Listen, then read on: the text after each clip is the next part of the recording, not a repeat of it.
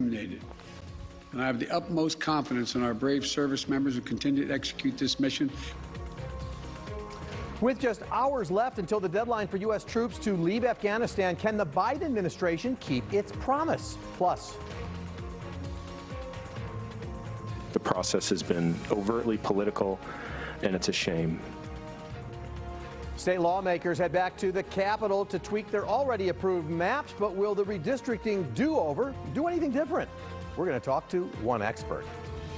And welcome to WGN-TV Political Report. We begin this morning with the international news that may now define the early days of the Biden presidency. More than a dozen U.S. service members have been killed in Kabul, and officials acknowledge there is more danger ahead in the hours until U.S. troops leave Afghanistan for good. President Biden has vowed to hunt down members of ISIS-K who carried out the Thursday attack. He's also said he takes full responsibility for the botched pullout. Still, the difficult reality remains that thousands of Afghans remain stuck on the ground.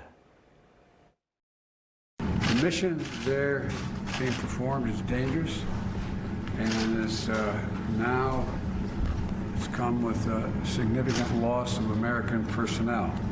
We have seen firsthand how dangerous that mission is, but ISIS will not deter us from accomplishing this mission.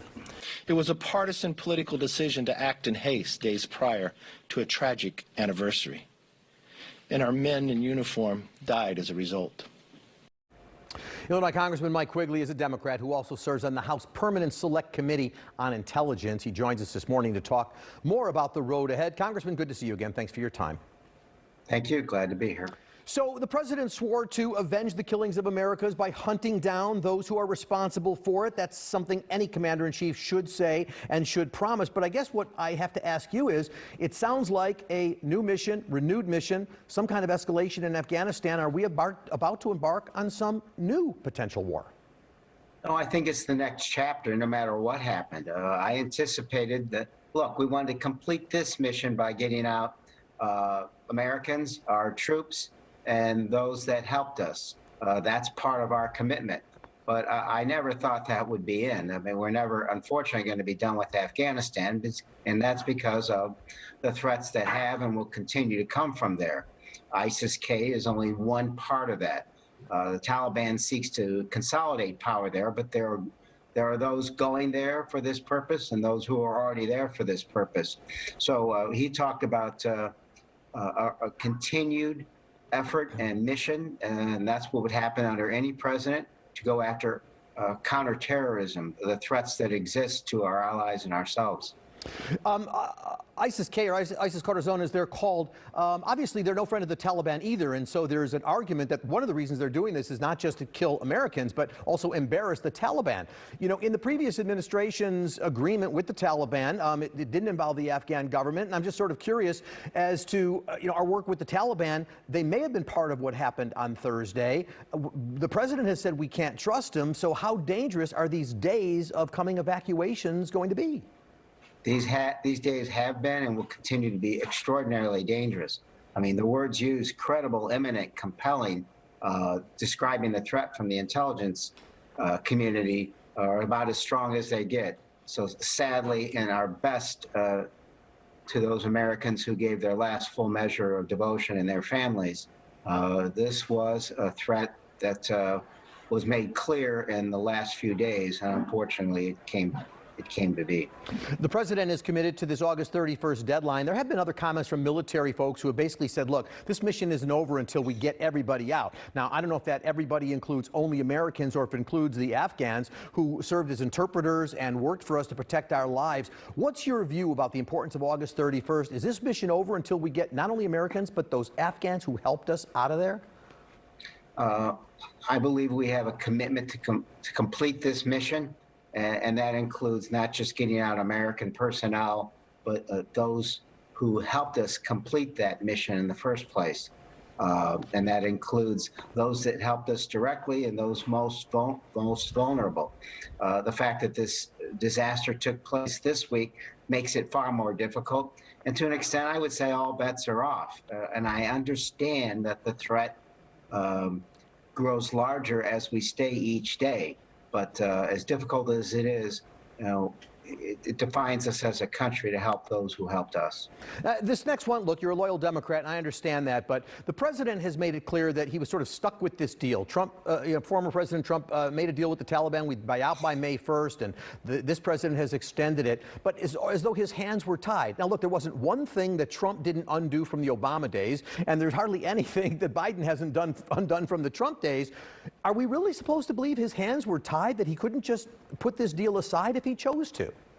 So I won't comment on it. I'll just quote the Trump administration. National Security Advisor McMaster said that the Trump deal unilaterally, not with Afghanistan, but with the Taliban, wasn't anything but a surrender treaty. His Secretary of Defense, Esper, said that while Biden will carry this, the fact of the matter is the Trump agreement was a political deal with the Taliban, not a military one, and that did tie the hands of President Biden. And he then was left with 2,500 personnel as he began this extraordinary mission to get out of Afghanistan. You know, it's very clear that President Biden probably won the election because of his views on COVID and his dedication to work in that area. Economic recovery has been so important to him as well, both of those. Again, a candid question. I know you're a Democrat, but is this not in some ways a self-made disaster in terms of the execution of this plan? I mean, is this something, the Biden administration was kind of riding high in the polls and a lot of things. Is this really something that they needed to deal with right now until COVID and the economy got better under control? Look, I think the president put this country in a position to succeed dealing with COVID. The resources, clearly, the financial resources necessary to do all this, we clearly had enough vaccination and the ability to put it in every arm. The fact that in Illinois we're at less than 60% vaccination isn't the president's fault. I don't know what else we could have done to convince people that the responsible thing to do is to get vaccinated, and where necessary, particularly around people who are compromised, wear your mask. So to an extent, a lot of this is on those acting irresponsibly. And our job and the administration's job is to continue to provide those resources and education necessary. But it makes it a lot more difficult if people don't want to help each other. You know, the Biden administration has, again, put this we'll call it a debacle in terms of the execution of the plan. Most Americans do agree we got to get out of Afghanistan, but how it's played out has not been supported really very much on either side. But my point is that they put it on the Trump administration. Former President Trump issued a video yesterday in which he essentially said this would have never happened if I was your president, which may be his thoughts about 2024. But once again, it looks as though that President Biden, maybe he had September 11th in his eyesight in terms of that's the day we want this to happen. But would you have been more comfortable if he would have put December 31st, end of the year, as the date to work up to this and then take other steps along the way, like get translators out, get people out, let the military be the last to depart? Yeah, I remind people who listen to what the President Trump just said, that his commitment was to get everybody out by Christmas of last year. And there was no way this would have operated any better, and probably far worse. The circumstances, to an extent, are what you say. Had we withdrawn 5 years ago, now, or 5 years from now, I think you'd be seeing the same sort of result. It's never easy to extract from an extraordinarily violent country with inept, corrupt, weak government, and one of the worst armies in the history of the world, and make it work successfully. So I think it's hypocritical for the Trump administration to say they would have done this different. They showed no plans, no effort to show how they would have done this differently while they were actually in office. So I think you take their words for what they're worth. And by the way, we've maintained forces in Germany, Japan, other regions around the world. Would it have been so terrible to maintain a presence, 2,500 or less, in Afghanistan just to keep the peace and not see what happened happen? Yeah, I think there's two things that you balance that with. One is the fact the American people wanted us the heck out of there, and a long time ago. The second is, what we've seen, and sometimes with what we, discussions of the Russians rumored to be offering a bounty on American personnel.